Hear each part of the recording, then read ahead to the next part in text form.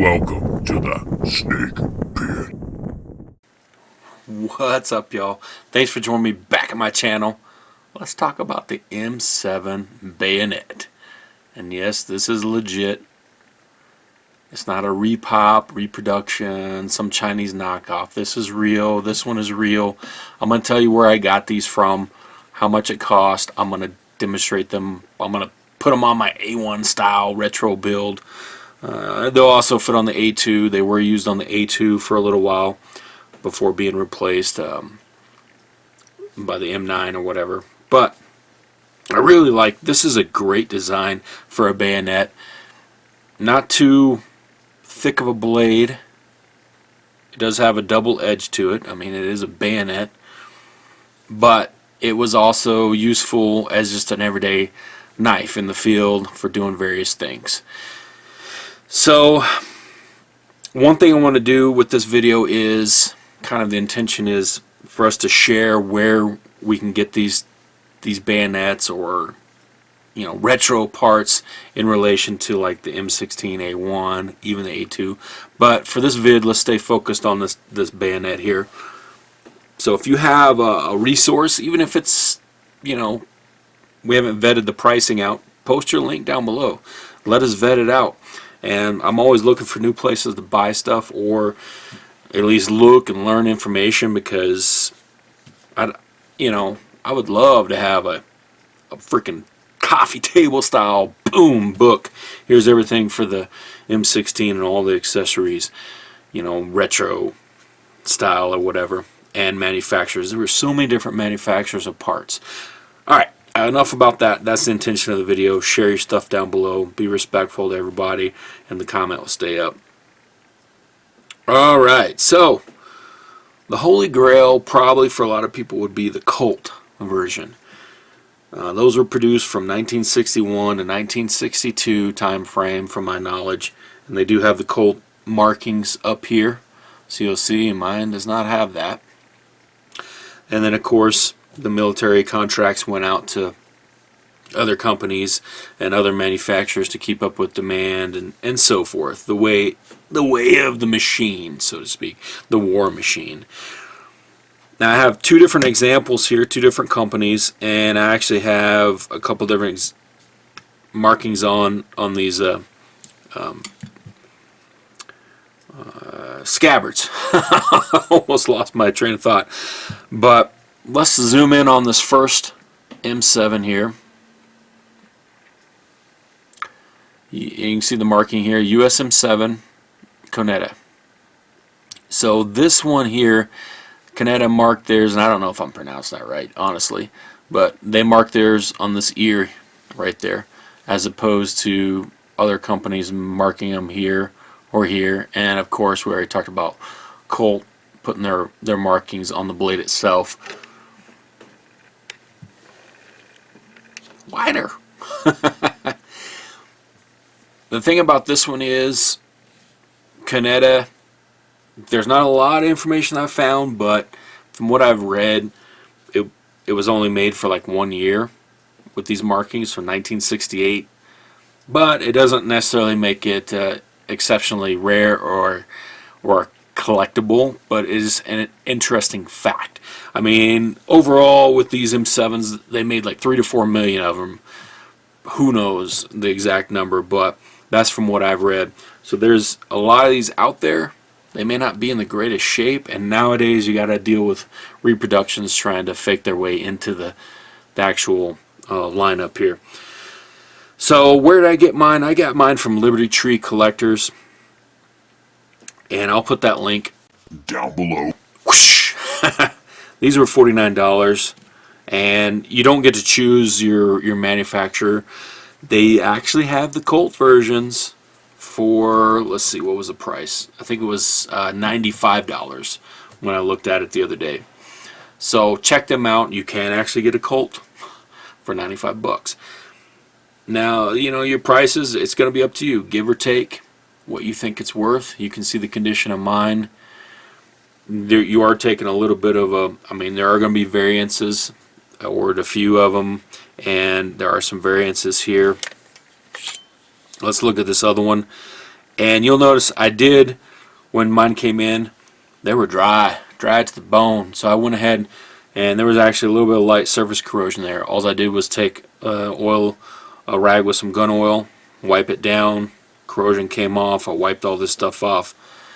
You know, oiled this latch up, so it, it's not hanging up or anything like that. Same with this one. So don't be afraid to clean them up and put a little bit of oil in there and preserve them. I mean, there's no sense in letting your bayonet corrode away because you're trying to keep some Danged old patina. that's not even valuable, in my opinion. That's my opinion. But you want to keep this serviceable. This isn't something that Jacques Cousteau rescued out of the bottom of the ocean or something like that. It ain't worth that. Keep it serviceable and bring this thing back to life, so to speak, and just a nice oily rag, wiping it down, probably do the trick. That's what did it for me. Alright, this one, the marking,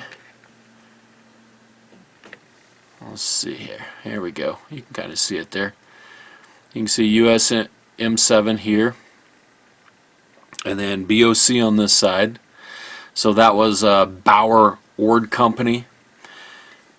Ord, I assume that stood for ordnance, but things I read, Bauer Ord Company. I don't have the details on the years that company made these, but they were in the game for a while, from what I know. So I mean, this could be anywhere from 60s to 70s, possibly even later. Who knows? Because they made these for a few decades, and this one I'm pretty sure is 1968. Let's look at the scabbards I have here. Now these are the M8a1 Scabbards, and I do have a couple of different markings here. You can see here PWH, which actually stands for Pennsylvania Working Home for the Blind. Yeah. So the U.S. military likes to contract out, with organizations such as that, where the blind can help with the efforts, and it's a way to get them money and stuff like that. So there is that going on.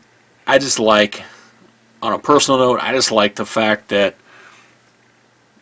just because you're disabled and you're blind doesn't mean you can't find purpose. And in this case, working for this company, I'm sure it's probably a non-profit or something back then in the day.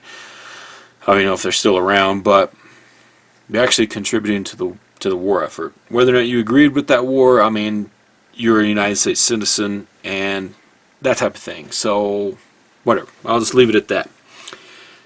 You can see this one looks a little bit older. It does have a nice 22 stenciled on here. That's looks like some straight up military style, markings to stencil and keep track of inventory, so to speak.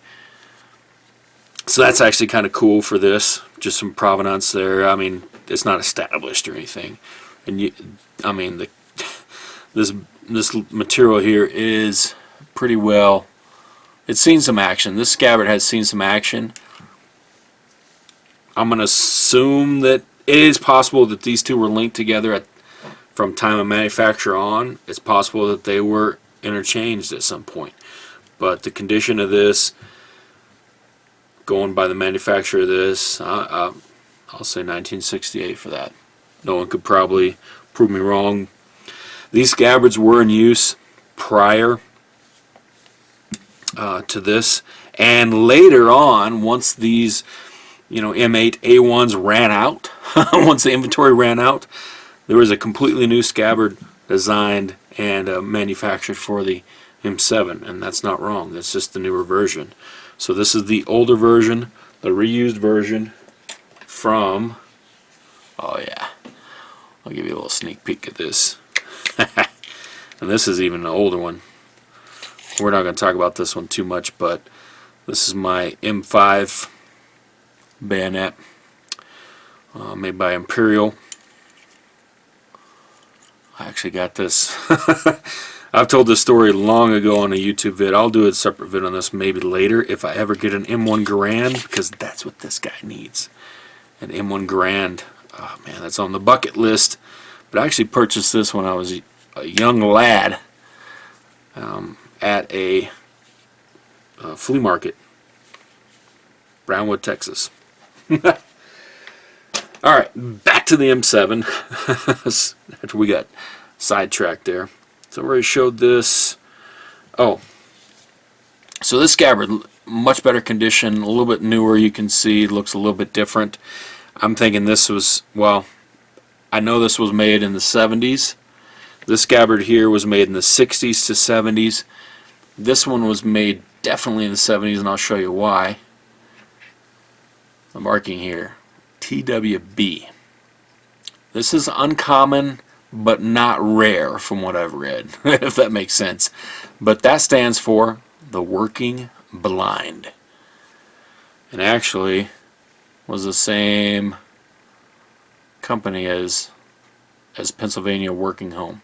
Apparently they changed their name a few times, and in the late 70s they went with the Working Blind, so that's how they were marking these. You can tell it looks a little bit different, a little bit newer on the styling and materials. So probably, I don't know when they changed over, is not a lot of information. Again, rare but not, apparently not uncommon, and it wound up being more of a surplus item. Military was transitioning probably during that time period, or at least attempting to, maybe slowing down on what they were getting. But there's my M7s, bayonets. If you have any, if you want to show yours on a vid, show it, post a link down below. I'd love to see it, love to hear your knowledge on it. If you have knowledge, information to share, and places to buy these. Don't get ripped off on eBay. I've seen a rust bucket M7 for sale on eBay. It's been a little while, but I mean it was over $100 what they wanted. I don't know if they sold it for that, but there are tons of websites out there still where you can get these. So, let's take a look at them on some rifles. How about that?